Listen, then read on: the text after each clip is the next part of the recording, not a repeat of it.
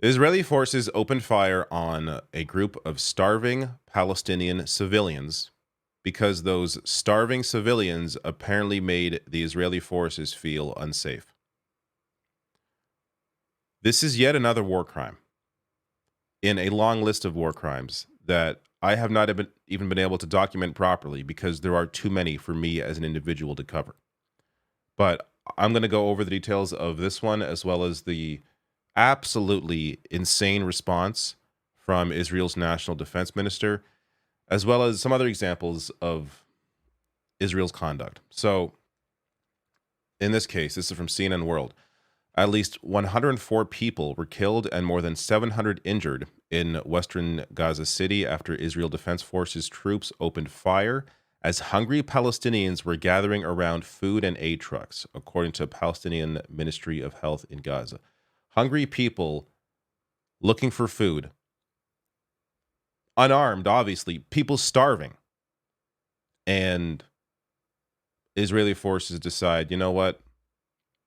These people aren't human to us. We don't care. We're just going to open fire. And this story, by the way, was updated. It initially CNN could not confirm independently what happened, and then they included this with an update.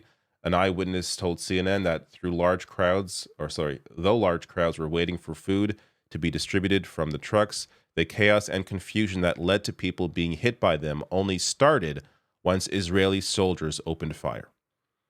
So the initial story reported that, there was chaos and Israeli forces shot into the crowd, I guess, to turn down the chaos.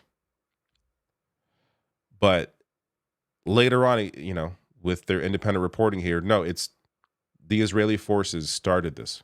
They just decided randomly to start shooting into a crowd of starving people. An Israeli this is how they're defending it. An Israeli official told CNN troops that they did use live fire on people surrounding an aid truck as the crowd, this is their reasoning, approached the forces in a manner that posed a threat to the troops. Starving people somehow posed a threat to the troops. Of course, complete, absolute bullshit, as was verified independently later. But this is, a lot of these reports on whatever happens in Gaza is always, the Palestinian Health Ministry. I'm glad they're now saying this as opposed to saying Hamas, according to Hamas, because they always, in the early days of reporting on this, or since October 7th at least.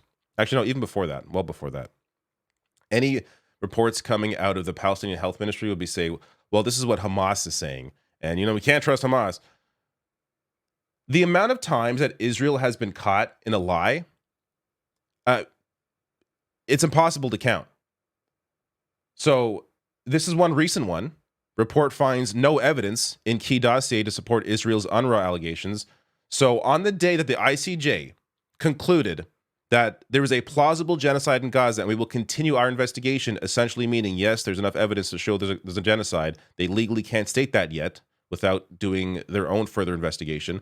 But on the day that report released, saying connecting genocide to Israel, they dropped the information that, UNRWA, this aid group that from the UN that helps these civilians in Gaza, that a lot of Hamas working at UNRWA, which at the time was supported by nothing except the word coming from Israel. We just had to trust what Israel was saying.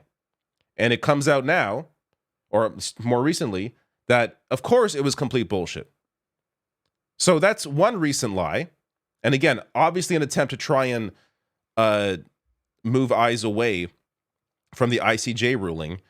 And then, because of Israel's lie, there was funding that was cut to UNRWA by the US, by Canada, by other allies, just based on Israel's complete bullshit. They didn't even bother to look into it, despite the fact that Israel's been caught lying again and again. Another recent example this is less recent, but this happened in the past few years.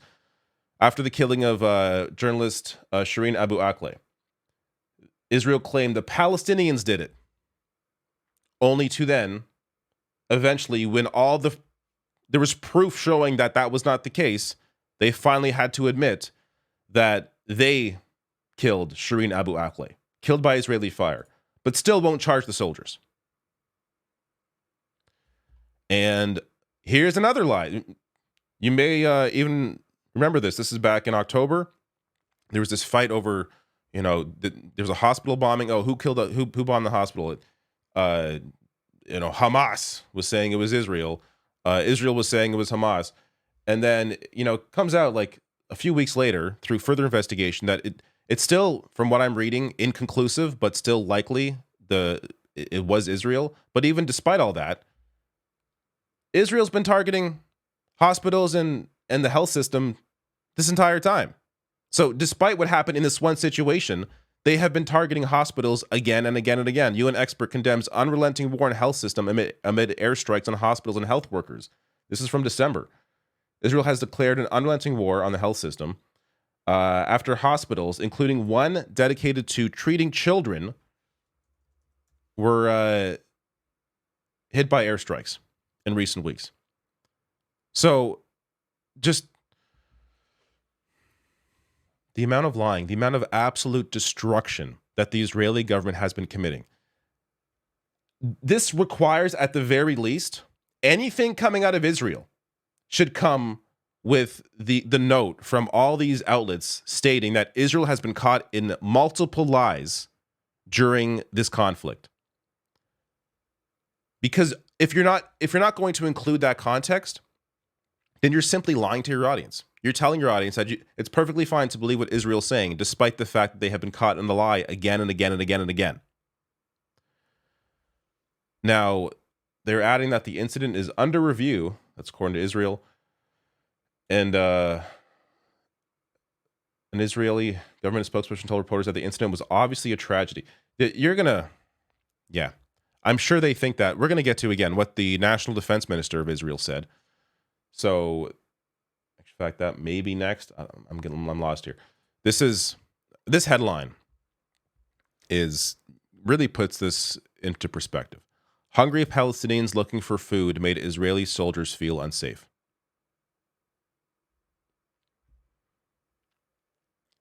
It reads like a headline at The Onion, but this is not satire. This is actually what happened.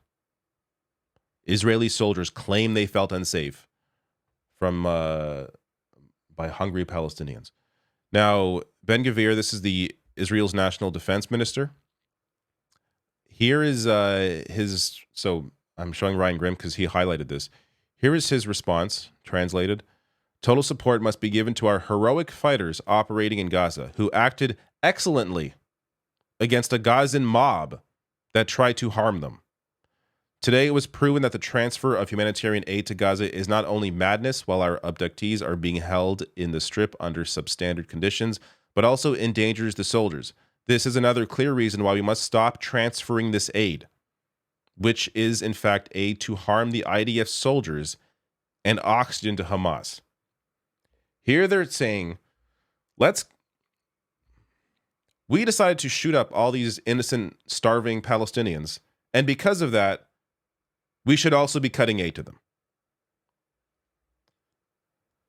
Again, this is the National Defense Minister. This is an absolutely bloodthirsty, insane, far right-wing government. Any so-called ally like the US, like the UK, like Canada, that continues to enable this, you are also guilty by association, because you have the power to be able to cut weapons, cut aid, cut funding, cut support to your ally as a way to say, hey, if you're going to continue committing obvious war crimes, you're not going to get our money, our support. That should be a bare minimum standard. That is why we have international standards. That is why we have the ICJ, International Criminal Court. That is why we have the UN, to have some kind of international standard. At least that, again, that is supposed to be the aim of it. That isn't, of course, often how it's actually utilized. Now, this recently from The Guardian, this is from a couple days ago. Israel is intentionally starving Palestinians and should be held accountable for war crimes and genocide, according to the UN's leading expert on the right to food. Hunger and severe malnutrition are widespread in the Gaza Strip, where about 2.2 million Palestinians are facing severe shortages resulting from Israel destroying food supplies and severely restricting the flow of food, medicines, and other humanitarian supplies. Aid trucks and Palestinians waiting for humanitarian relief have come under Israeli fire. Again, this was 2 days ago. So this has happened before. I'm not even sure let's see what they're linking to here, unless this is the news story. So this is, I guess, another story from the 23rd. So this is not a new thing, apparently. Shooting at starving civilians is not a new thing for the Israeli government. Aid entering Gaza dropped to 98 daily truckloads in February, down from a pre-conflict average of 500 to 600. So this shows you, again, in data, how they are starving the population. Again, Israel, well before this, controlled the borders, at least the majority of borders with Gaza. There's one with Egypt that Israel also has power over, though you could say not directly. But they control the water, control the air. There's no way out for people living in Gaza. So they control everything. And that's before October 7th. And they continue to control everything and have been cutting off any kind of aid or anything going to civilians there. One last thing. I just want to leave you with this clip. Ryan Grimm writing here. You may have thought that a Senate floor speech couldn't cause you to burst into tears. So here is Senator Raphael Warnock. Just listen to this. There's an acronym used in Gaza. WCNSF.